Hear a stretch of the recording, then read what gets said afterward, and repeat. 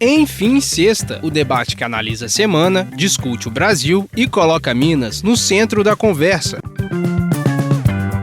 Olá, ouvintes! Estamos começando mais um Enfim Sexta, nosso encontro semanal com análise crítica, progressista e popular sobre o que acontece em Minas Gerais, no Brasil e no mundo. Eu sou a Flora Vilela e quem está aqui comigo no estúdio do Brasil de Fato MG é o Lucas Wilker. Oi, Lucas. Oi, Flora. Hoje nosso programa começa aí em clima de briga. Na quarta-feira, a ex-primeira-dama Michele Bolsonaro, do PL, expôs em vídeos publicados nas redes sociais um atrito com o enteado e pré-candidato à presidência da República, Flávio Bolsonaro, também do PL. Esse embate gerou muitas discussões aí nos últimos dias. Por hoje a gente também comenta sobre os impactos e o futuro da exploração de terras raras no sul de Minas, sobre a estreia do documentário Pau d'Arco, que fala dos sobreviventes de uma chacina em que a polícia matou 10 trabalhadores sem terra no Pará.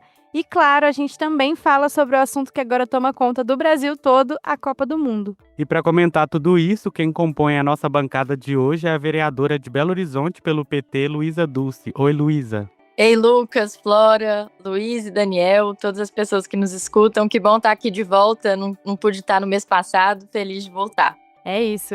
Também compõe a nossa bancada Luiz Paulo Siqueira, membro da direção do Movimento pela Soberania Popular na Mineração UMAN. Ele está falando direto de Poços de Caldas. Bom dia, Luiz. Bom dia, pessoal. Muito frio aqui em Poços de Caldas, toda essa região do Planalto Vulcânico. Tá fazendo frio danado, mas tá esquentando com a luta popular cada vez mais forte em relação à busca pela soberania contra o capital internacional que quer se apropriar das nossas terras raras.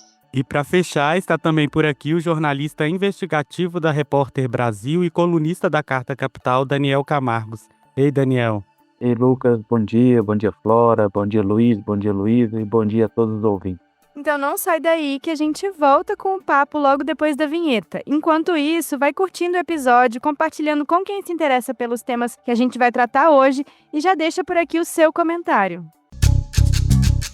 Brasil de Fato, uma visão popular de Minas Gerais, do Brasil e do mundo. Essa foi mais uma semana tensa para a extrema-direita. Na quarta-feira, a ex-primeira-dama Michele Bolsonaro, do PL, expôs em vários vídeos publicados nas redes sociais um atrito com o enteado e pré-candidato à presidência da República, o Flávio Bolsonaro, que também é do PL. Ela afirmou que o Flávio foi ríspido, que a maltratou e que disse que seria melhor que ela ficasse de fora das decisões do partido. Flávio, por sua vez, rebateu as acusações da madrasta, depois pediu desculpas e afirmou que não teve nenhuma intenção de ofender Michele. Pois é, e esse atrito, apesar disso, começou bem antes, em dezembro do ano passado, quando o PL articulava, junto ao deputado André Fernandes, do PL do Ceará, uma aliança com Ciro Gomes em apoio a uma eventual candidatura lá no estado. Na época, Michele Bolsonaro afirmou que não abriria mão de seus valores e se declarou contra qualquer apoio a Ciro, o que gerou reações contrárias e críticas dos filhos de Bolsonaro, inclusive o Flávio. Daí queria perguntar para Luísa Dulce como que fica a extrema-direita diante dessa briga entre aliados. Flora e Lucas, a gente parece que está acompanhando uma novela, né? Uma novela muito familiar, que tem vários capítulos. Uma hora é um pai brigando com o filho, os irmãos brigando entre si. E agora a gente vê esse vídeo da Michele Bolsonaro, um vídeo num formato que não tem sido muito usual, né? Um vídeo muito longo, em que ela conversa olhando diretamente para a câmera e explicando alguns bastidores aí dessa disputa política, que é uma disputa que não tem só aspectos públicos, né? Mas tem também muitos interesses familiares e privados que estão aí em jogo. E acho interessante a gente se perguntar por que ela resolveu fazer esse vídeo nesse momento. Já que esses episódios que ela narra, né, por exemplo, essa formação ali política do Ceará já aconteceu há alguns meses, e mesmo os últimos fatos em relação ao Flávio Bolsonaro, que também já ocorreram nas últimas semanas. A gente está às vésperas de fechar as chapas, né, que os partidos vão formar para as próximas eleições, escolhendo não só os seus candidatos para presidente e para governador, mas também para senador e deputados federais e estaduais. E a Michele narra lá o que aconteceu no Ceará, mas a gente sabe que ela está empenhada, né, em poder indicar mulheres, mas não só, né, fortalecer o campo dela no Partido Liberal, no PL, e tem sido uma disputa difícil ali com o Flávio Bolsonaro. Então, eu acho que ela estava tentando construir nos bastidores, mas depois de chegar à conclusão de que estava difícil, resolveu aí colocar, né, a boca no trombone para defender também o campo que ela articula nesse espectro aí da extrema-direita. E é importante a gente lembrar que a Michelle Bolsonaro, ela dialoga com dois públicos muito importantes nessas eleições e que tem dificuldade de dialogar e de se aproximar do próprio Flávio Bolsonaro. Eu estou falando aqui das mulheres, que isso já fica mais evidente no vídeo, né? Ela é presidenta do PL Mulher, falou que percorreu os 27 estados criando aí os diretórios estaduais do PL Mulher, mas também do próprio público evangélico, que ficou muito abalado, né, diante do escândalo do Master e da ligação do Flávio Bolsonaro e do Bolsonaro com o Daniel Vorcaro. Então a Michelle, ela tem uma força, né, que está expressa em torno dela e muita gente que caminha e que eu acredito que eles avaliaram que nesse momento seria importante ela expor aí, né, essas disputas no campo da extrema-direita. E a gente, ouvindo o vídeo, né, ouvindo a fala dela, vendo o vídeo, a gente consegue verificar que tem muito machismo ali do tratamento, né, do Flávio Bolsonaro, de outras lideranças do PL em relação a ela e outras mulheres, mas essa palavra não é dita em nenhum momento do vídeo. E ela está o tempo inteiro fazendo referência ao meu marido. Aliás, acho que esse é o termo que mais aparece no vídeo, é a palavra, né, são essas duas palavras, meu marido. Ela está o tempo inteiro fazendo referência ao Bolsonaro, o que é muito contraditório, porque ela fala da força feminina, ela fala da força das mulheres, mas ao mesmo tempo toda a referência é em relação ao Jair Bolsonaro, né? Então é como se elas não pudessem ter uma força própria e expressar ali um caminho próprio, e acho que isso é muito complicado, né? Estou falando aqui também na condição de mulher, que a gente disputa para ter os nossos espaços nos nossos locais de trabalho, na escola, na universidade, na igreja, também na política, e é muito difícil a gente fazer isso sabendo que a gente precisa ser submissa a uma força masculina como é a do Jair Bolsonaro.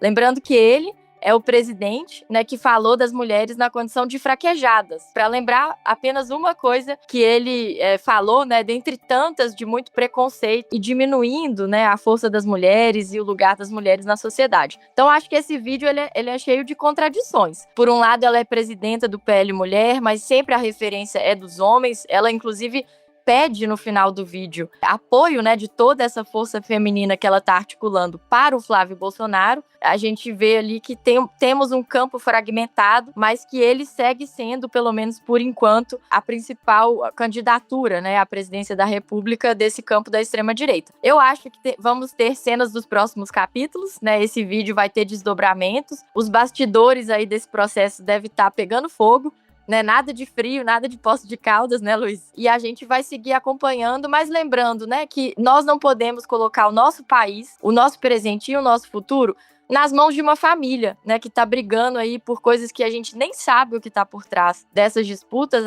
Acho que o Brasil é muito maior do que isso, né? Tenho certeza que o Brasil é muito maior do que isso. E eles que falam tanto de Deus, que falam tanto de família, tem aí uma família fragmentada, que não tá unida, né, que não sabe o que quer, que é corrupta, né, cada vez mais quando a gente mexe aí nesses processos, a gente descobre processos de corrupção ligados a interesses familiares e pessoais. Então acho que é bom a gente saber, tomar conhecimento de todos esses fatos, conversar com as pessoas, mas sem nenhuma ilusão de que a Michelle Bolsonaro seria uma alternativa melhor para o Brasil do que o Flávio. Acho que está todo mundo ali farinha do mesmo saco, né? Cada um querendo tirar o seu da reta, e a gente não pode deixar o Brasil refém desse tipo de política e dessa visão de mundo. Então, assim, o que eu tinha para socializar isso, mas eu acho que tem muita mais coisa. Queria também ouvir vocês para a gente formando uma opinião mais completa sobre esse assunto. Luísa, eu concordo demais. E além da Michelle Bolsonaro falar meu marido várias vezes, teve alguns momentos que ela falou meu galego, foi uma das expressões que ela usou. E também, assim, tentando assim, interpretar esse vídeo, né, que foi um vídeo muito atípico, um vídeo muito longo, poderia ser resumido em um vídeo de 3 minutos, 4 minutos, assim, porque se você pegar o texto desse vídeo, tem muita gordura, contação de caso, história, um texto claramente revisado por inteligência artificial, com aqueles clichês todos de robô. Gastaram pouca energia com a revisão do texto, mas o cenógrafo da cena teve muito trabalho, assim, né? Se a gente reparar lá, tem uma mão dourada fazendo referência ao sinal de Libras, uma estrela de Davi, um colar de contas amarelo, uma parede cheia de diploma, um mapa embaixo dela. Então foi uma coisa assim meticulosamente planejada, né, para gerar um efeito. Ela literalmente colocou na mesa os valores que ela encampa, religião, essa questão da linguagem de livro, que é uma coisa muito legal, né, reforçar isso, a influência dela na presidência do PL Mulher. Ali ela colocou um mapa com todas as representações de diretórios embaixo, uma parede cheia de diplomas, bem brega, assim, no fundo. Mas, assim, o que eu senti, assim, né, desse vídeo, que com pena da Michelle Bolsonaro de ter que viver num meio tão tóxico assim, né?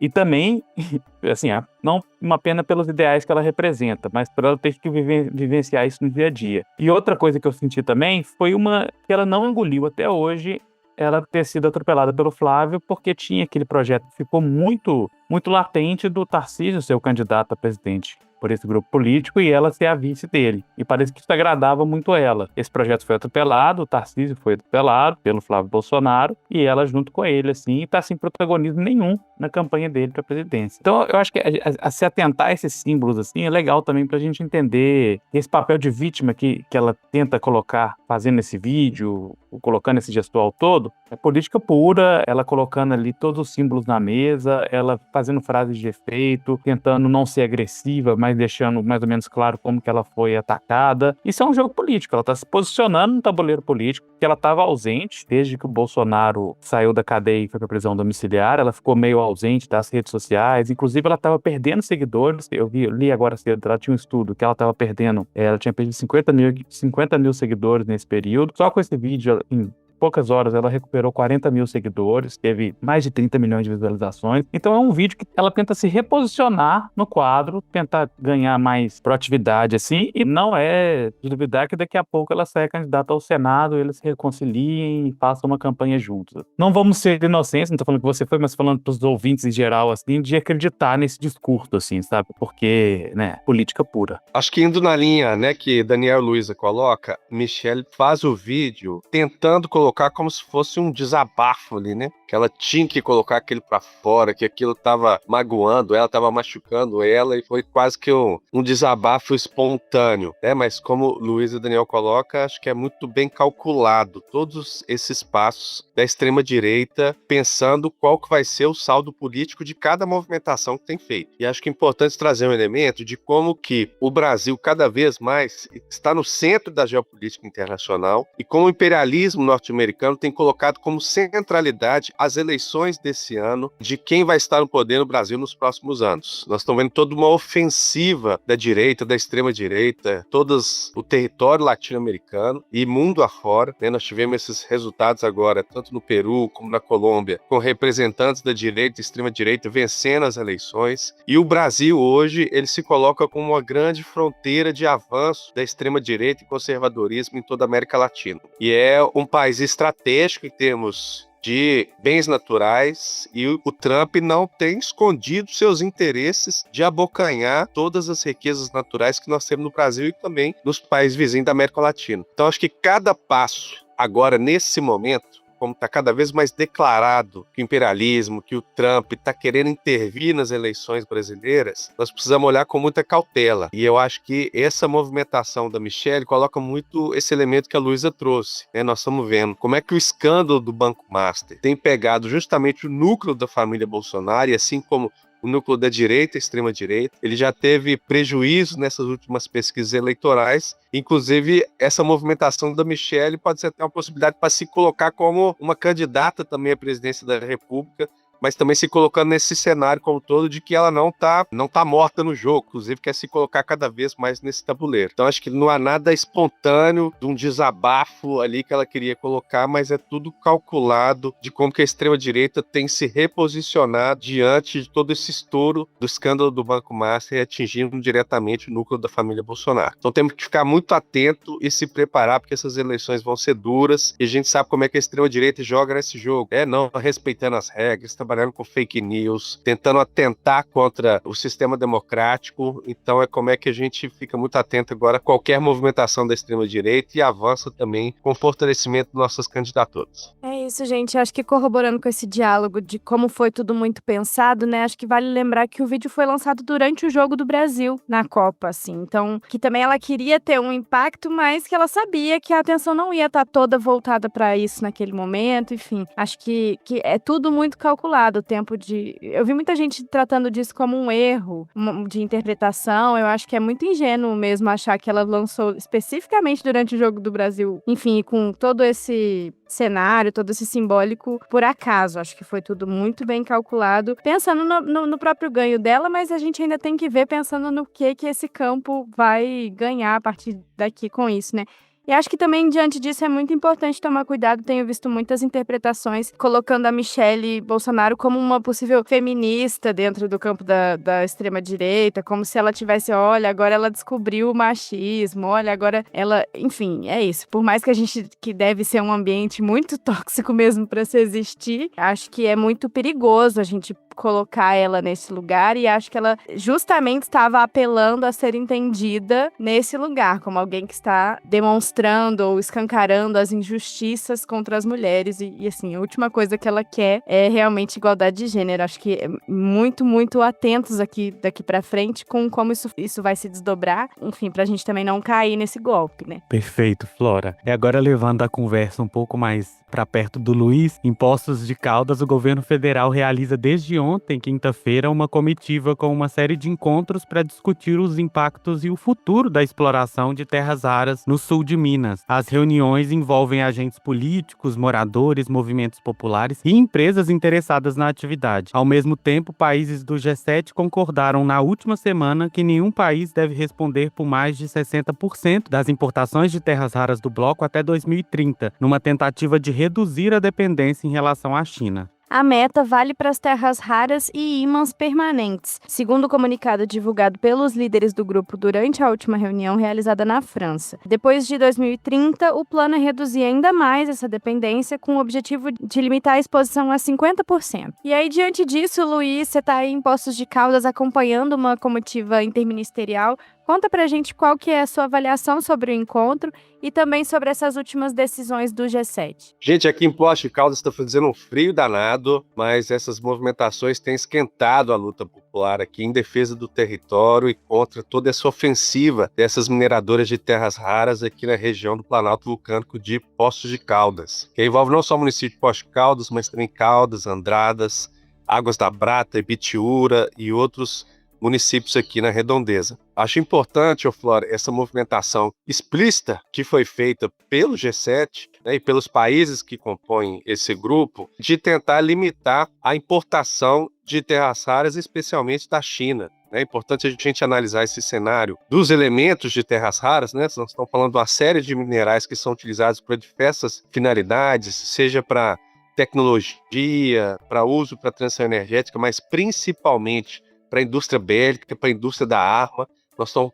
colocando aí países que estão fomentando guerra mundo afora, e eles estão se posicionando justamente para ter matéria-prima para abastecer a indústria da guerra, especialmente para defender o interesse de seus países. Hoje, a China ela responde por cerca de 70% da mineração de terras raras no mundo, mas ela foi quem investiu nos últimos 30 anos em toda a tecnologia de beneficiamento, refino e industrialização de toda a cadeia de produção desses minerais. Então, essa tecnologia de produção dos ímãs permanentes e outras finalidades do uso dos elementos de terras raras, a China hoje detém 90% dessa produção. Então, todo mundo hoje está praticamente dependente da importação desses elementos, de toda a tecnologia gerada a partir das terras raras da China, não só da China, do Japão e outros países também que têm investido pesadamente nos últimos anos nessa tecnologia. Então, principalmente, é uma movimentação dos Estados Unidos de ampliar o controle dessas jazidas, né, de abocanhar e se apropriar das reservas de terras raras mundo afora. É importante a gente ver como é que o Trump ele colocou a faca no pescoço da Ucrânia para obter as jazidas de terras raras, a anexação, a tentativa, né, de anexação da Groenlândia, a invasão na Venezuela, a negociação da imposição das tarifas comerciais contra o Brasil, contra a China, como que o Trump sempre colocou no centro da mesa de negociação a entrega das reservas de terras raras. Então é fundamental que a gente analise isso dentro de uma perspectiva de como é que tem intensificado a disputa geopolítica internacional pelo controle dos bens naturais, especialmente dos bens minerais como as terras raras, o lítio, cobalto, nióbio, próprio ferro também, o ouro e outros minerais que estão no centro dessa disputa. E é fundamental que nós, enquanto Brasil, também se posicionamos. O presidente Lula teve um acerto ali naquele posicionamento de não concordar com essa agenda, de impor essa necessidade de construir todo esse pacto ali no G7, mas fundamentalmente nós temos que acelerar aqui internamente como é que a gente constrói uma política específica, não só para esses minerais ditos críticos estratégicos, mas reformular esse modelo de mineração, que está totalmente entregue ao capital estrangeiro, moldado dentro de uma engenharia neoliberal, onde o Estado brasileiro, a população, a sociedade em geral, não tem governança nenhuma sobre o uso dos nossos bens minerais. E é fundamental que a gente avance numa perspectiva de soberania, de controle popular, para pensar a mineração a serviço do povo brasileiro de um projeto nacional de desenvolvimento. E aqui, nesse momento, nós estamos recebendo uma comitiva do governo federal. Então, são 9 ministérios que estão aqui presentes, várias instituições federais. Estão aqui para escutar a população da região, que tem sido extremamente afetada com uma grande ofensiva de mineradoras australianas, canadenses, que estão tentando implantar projetos de extração de terras raras. A vinda da comitiva é uma resposta a toda a pressão dos movimentos populares, de mandatos parceiros que também têm atuado aqui nessa luta, que conseguimos, então, trazer o governo federal aqui presente para o território. Então, ontem fizemos uma intensa agenda na cidade de Poços de Caldas, conseguimos fazer um espaço importante no Instituto Federal, junto com a Unifal, para tentar trazer e instalar um centro de inteligência de terras raras aqui na região, para que a universidade e a sociedade possa produzir estudos, pesquisas independentes em relação a todos os impactos gerados por essa possível mineração, mas principalmente pensar a perspectiva de agregação de valor do uso desses minerais, assim como tentar formar uma formação técnica qualificada da própria população da região para atuar nesses projetos. Além disso, colocou todas as contradições que tem avançado nas comunidades rurais, nos bairros rurais, no centro urbano, um projeto enorme da companhia australiana, que fica a 300 metros de um bairro em Poços de Caldas. Vai afetar a água da região, todas as instâncias hidrotermais que fazem essa região ser conhecida internacionalmente. Não é região qualquer, nós estamos falando. Aqui tem 3 fontes hidrotermais fundamentais que atraem uma movimentação enorme de pessoas, uma produção muito rica de alimentos. Andradas é conhecida como a capital mineira do vinho, é o polo de produção de roseiras a nível nacional, de azeite, tem um café especial da região vulcânica. Então nós estamos falando de uma região muito rica, uma beleza cênica, uma beleza natural, uma cultura muito rica, muito diversa, e o mundo está olhando aqui para essa região como se fosse uma região vazia, que só tem terras raras agora. E é importante agora, nesse momento, que o povo tenha se colocado, defendido seus direitos, colocado alguns termos de negociação muito concretos para o governo. O primeiro é que nós não vamos aceitar a chegada dessas mineradoras como elas têm feito e como, principalmente, o governo estadual tem abrido as porteiras, fazendo esses licenciamentos todos fraudulentos, marcados por corrupção, como a gente viu, deflagrado na Operação Rejeita, isso que tem entregue também para as mineradoras de terras raras. Segundo, é que esses minerais eles não podem ser utilizados para a indústria da guerra. Então são termos muito concretos de negociação. E por último, é como que, se for minerar aqui os elementos de terras raras, que seja em benefício do povo brasileiro, pensando um projeto de soberania, de industrialização, de agregação de valor, de industrialização nacional, e não como tem sido conduzido, pegar esses elementos de terras raras, exportar para fora, manter essa lógica de subdesenvolvimento, de uma economia primária exportadora, com a superexploração do trabalho e a destruição dos territórios. Então são marcos fundamentais que nós temos imposto na negociação com o governo federal, e estamos vendo um avanço para essas conquistas, mas vai depender ainda de não só a luta aqui local, mas o envolvimento de toda a sociedade, toda Minas Gerais, mas a nível nacional, a gente fazer uma grande campanha em defesa desses minerais que são estratégicos para o povo brasileiro e um projeto de desenvolvimento nacional. Ô Luiz, Você falou aí de que eles chegam no território como se não houvesse ninguém, né? Não houvesse uma cultura, não tivesse nada. Meus colegas lá na Repórter Brasil, onde eu trabalho, desenvolveram, junto com o professor Bruno Milanês, lá da Universidade Federal de Juiz de Fora, um observatório da transição energética. Então, eles colocaram no mapa, realmente um mapa. Você consegue ver por onde estão esses projetos, mineração, inclusive outros, de energia solar, linhões, eólicas e tal, e como que eles se sobrepõem a terras indígenas, territórios quilombolas, assentamentos de reforma agrária e as unidades de conservação. Então, é um mapa feito em camadas, à medida que você vai clicando ali, você sabe qual projeto tá. Às vezes a gente fala de terras raras, de minerais críticos e transição energética, parece que a gente está falando grego, né? A despeito, claro, do trabalho tão bem feito que vocês fazem aí no MAN e ajuda a despertar essa consciência na sociedade. Mas, de uma forma geral, ainda é um assunto muito árduo, um assunto difícil. E eu acho que esse mapa é legal para quem é leigo no assunto, entendendo a dimensão disso, assim, sabe? Quando a gente sabe o tamanho desses projetos, porque ele mostra os empreendimentos em operação e os empreendimentos que estão em fase de aprovação, né, do licenciamento, e quando cruza, por exemplo, com um território quilombola ou com uma terra indígena, ele fica piscando no mapa. Então você pode clicar lá e ver que empreendimento é esse, que empresário é esse que está por trás. É um mapa muito interessante. Eu vou deixar o endereço aqui, né? observatório.reporterbrasil.org.br.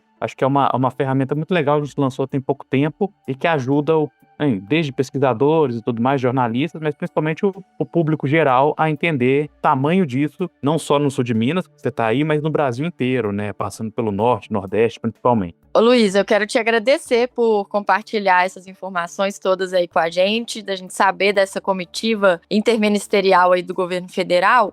E enquanto o governo Zema estava indo lá nos Estados Unidos para vender o nosso lítio, vender as nossas riquezas e não dar a mínima, né, para a população, a gente vê uma articulação importante dos movimentos sociais e o MAN tem um papel importante nisso, né, que é o movimento pela soberania na mineração, que vocês aí participam.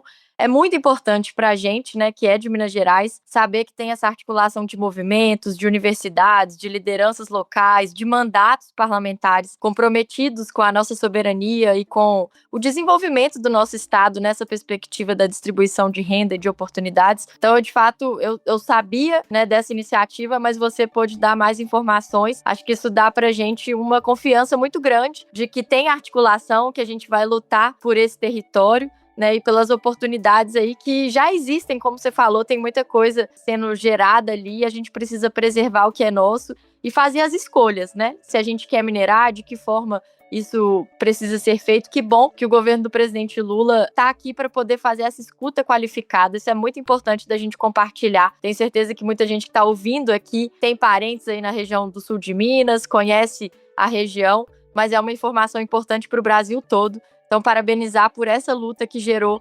essa comitiva interministerial e algo que fica muito contrastante, né? Mostra aí quais são os dois lados da balança quando a gente compara como o governo Zema, Matheus Simões, tem lidado com essa questão mineral, querendo abrir e entregar todas as nossas riquezas sem deixar nada para o território. Então, obrigada mesmo. Luiz, você tocou num ponto muito importante, que ao mesmo tempo nós estamos vendo toda essa comitiva do presidente Lula, né, de tentar escutar e dialogar, né, com os movimentos, com o território, para tentar encontrar soluções diante dessa questão. O governo estadual, ele foi chamado também, foi convidado para estar aqui presente nesse momento, que é justamente o governo estadual, a FEAM, que tem conduzido o processo de licença ambiental, negando a existência das comunidades, de povos tradicionais. Nós temos aqui povos indígenas, quilombolas, ciganas. Então, a riqueza também de toda a agricultura familiar, da atividade de turismo de natureza aqui na região, está todo sendo negligenciada por esse governo que tem tocado essas licenças de maneira mafiosa e criminosa,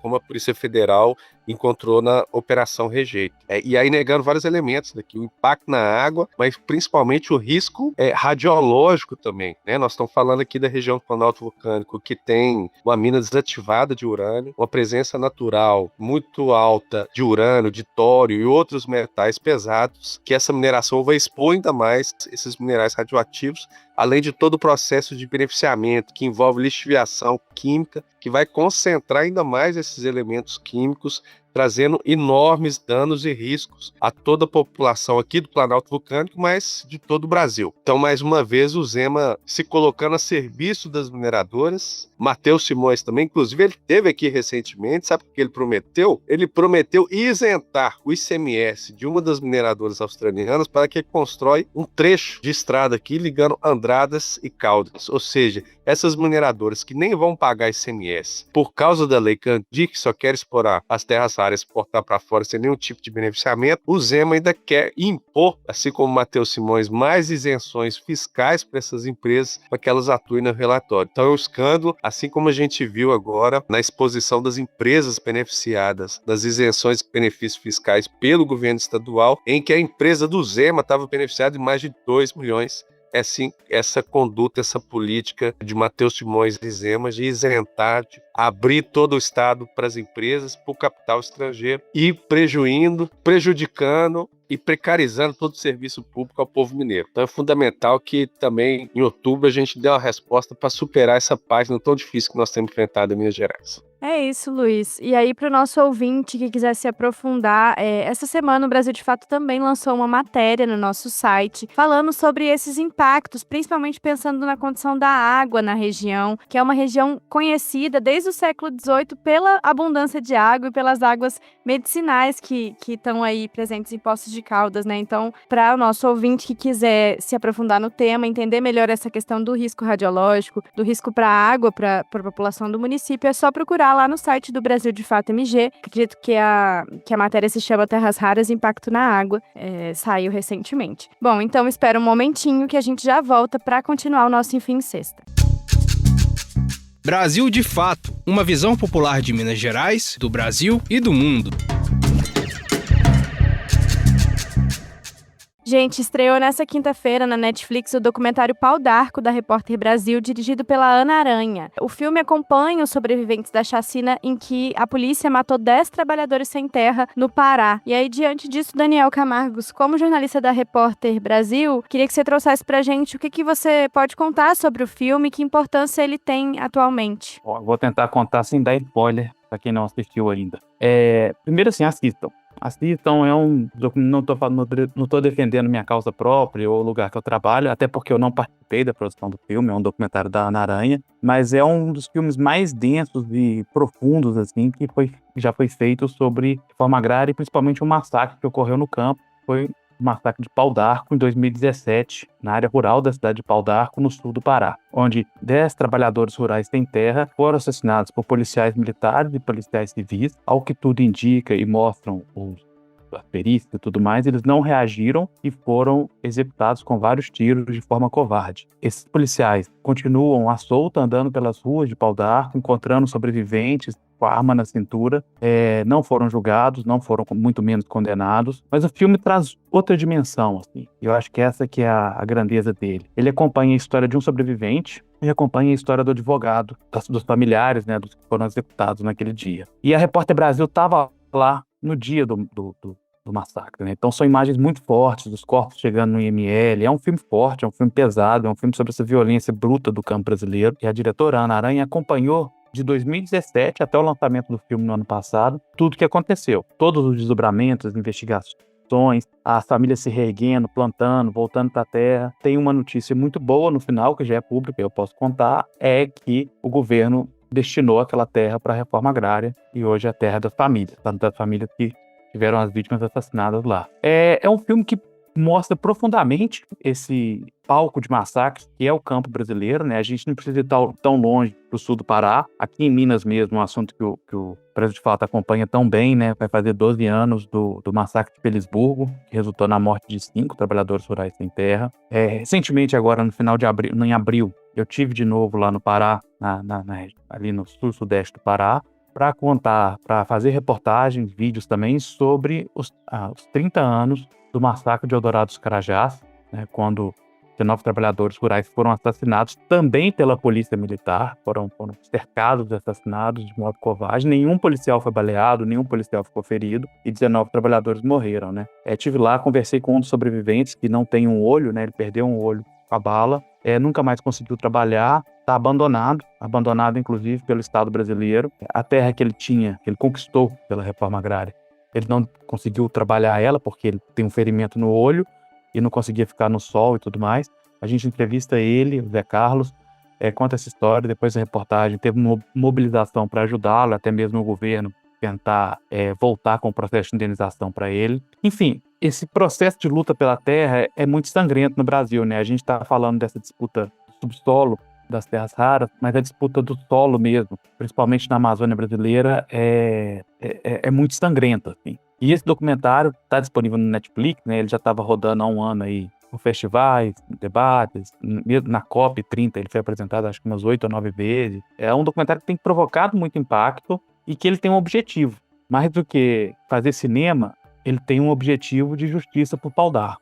Ele tá nessa campanha, ele continua nessa campanha e ele quer que os policiais, que seja reaberto, ou ele luta para isso, que seja reaberto o processo federal, né, da Polícia Federal e do Ministério da Justiça, para investigação e para punir, se for o caso, dos policiais que mataram os sem-terras. Então ele tem um objetivo muito claro. Ele busca justiça para as famílias que estão lá. E, assim, recomendo que todo mundo assista no Netflix e que compartilhe também com os amigos. É um tema árduo, é um tema duro, mas eu acho que via cinema é uma forma boa da gente se conectar a isso e entender o chão que a gente pisa aqui no Brasil.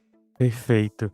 E para fechar o nosso programa falando de Copa do Mundo, a fase de grupos da Copa de 2026 termina sábado e a seleção brasileira já garantiu a primeira colocação do Grupo C. Com a vitória sobre a seleção da Escócia, a equipe comandada pelo técnico Carlo Ancelotti se garantiu, portanto, aí no topo da tabela e enfrenta na segunda-feira, dia 29, às 2 horas da tarde, em Houston, nos Estados Unidos, a seleção do Japão. Luísa, Luiz e Daniel, qual que é a expectativa de vocês aí para essa próxima fase do Brasil na Copa?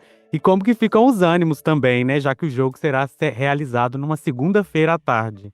A minha expectativa é positiva, eu tô confiante, embora acredito que não vai ser um jogo fácil, mas a gente viu o Brasil jogar bem aí contra a Escócia. Quero destacar a participação do Ryan, que me animou muito. E torcer pro Endrick poder entrar também, pra gente ver os jogadores mais novos aí defendendo o Brasil. E destaque pro Danilo, né, gente? Que tem feito também alguns comentários sobre a questão das bets, que eu acho que é o tema que tá aí nessa Copa, né? E além de ser um grande craque da seleção. Então, vamos torcer pro Brasil jogar bem pra gente poder seguir nessa Copa. Olha, essa fase de mata-mata na Copa do Mundo não tem jogo fácil, né? Pelo que eu vi, nós vamos pegar o Japão, não é isso? Eu tava olhando o Japão, esses últimos jogos, eles estão pra brincadeira, não. Eles estão indo com tudo nessa Copa do Mundo. O time tá muito alinhado, estão indo pra cima. Então, acho que é isso que a Luísa colocou. Nós demos salto de qualidade nesse último jogo. Apesar da Escócia nem ser um adversário tão forte, né, Luísa? Passamos um certo sufoco, mas precisamos melhorar bem. Mas, assim, os ânimos estão lá em cima. Vamos com tudo, vamos garantir esse Hexa. E às 2 horas da tarde manter um desafio ainda maior, né? Pra gente organizar a vida, para parar tudo para assistir o jogo, torcer pro Brasil nesse momento tão importante. Então vamos que vamos, uma vitória, vamos pegar essa taça direto dos Estados Unidos e trazer para cá. E na esperança que todos os patrões sejam legais e liberem os trabalhadores para assistir o jogo e poder torcer pro Brasil, né? Acho que isso é o mais importante, assim, para que a gente possa curtir esse momento. Eu sou fã de Copa do Mundo, adoro, tento ver todos os jogos possíveis. Tenho alguns pés atrás, assim, com essa coisa da camisa amarela, de como ela foi usada, mas chega a Copa do Mundo e eu esqueço tudo isso, e tô gritando, e sendo patriota, e deixando a chatice ideológica de lado, assim, sabe? Eu só quero saber de gol e de torcer pro Vini Júnior, me fazer um monte de gol, esquecer que ele faz propaganda de bet, ou eu acho que tento separar bem as coisas, assim, mas a Copa que eu importo mesmo vem depois, que é a Copa Libertadores e que o Cruzeiro vai ganhar esse ano. Eu acho mais importante. É isso aí, Daniel. Acabando essa Copa do Mundo, esse desafio da Libertadores. Vamos que vamos. Essa é a bancada cruzeirense. Rumo a Montevidéu pro Cruzeiro na final. É isso, né? Enfim, então segunda-feira estaremos todos apostos, torcendo. Ver se dessa vez o juiz não anula gol, né? Que aquela palhaçada que aconteceu no jogo com a Escócia. Mas, dito isso, com esse climinha bom, o nosso Enfim Sexta fica por aqui. Queria agradecer a participação de vocês em mais um programa. Tchau, pessoal. Até mês que vem. Valeu, Flora, Lucas, Luísa, Daniel, todo mundo. Ótima sexta. Vamos que vamos, rumo ao Hexa. Vamos lá, semana que vem os próximos participantes da bancada vão estar falando sobre as oitavas de final, já que o Brasil vai passar. Abraço para todo mundo. É isso, Daniel. Obrigado por adiantar. Então a gente se vê aí na próxima sexta-feira, ao meio-dia, no canal do Visões Populares aqui no Spotify ou no YouTube, na Rádio Autêntica Favela FM ou no site do Brasil de Fato MG. Se você está nos ouvindo agora pelo YouTube ou Spotify, não esqueça de dar 5 estrelas para o podcast, comentar aqui o que achou do episódio e compartilhar com todos os seus amigos. Abraço. Se você está nos ouvindo pela rádio, perdeu alguma parte do programa, quer ouvir de novo, quer mandar para alguém, é só procurar o Visões Populares lá no Spotify ou o Brasil de Fato MG no YouTube. Não se esqueça também de acompanhar o Brasil de Fato de Minas Gerais nas redes sociais para você não perder nenhuma novidade. É só buscar @Brasil de Fato MG. Acompanhe também o nosso site, o www.brasildefato.com.br/mg. Até a próxima semana, um abraço. Encerramos por hoje, mas o debate não termina aqui. Na próxima semana, o Enfim Sexta volta com tudo para analisar os principais acontecimentos de Minas, do Brasil e do mundo. Até lá!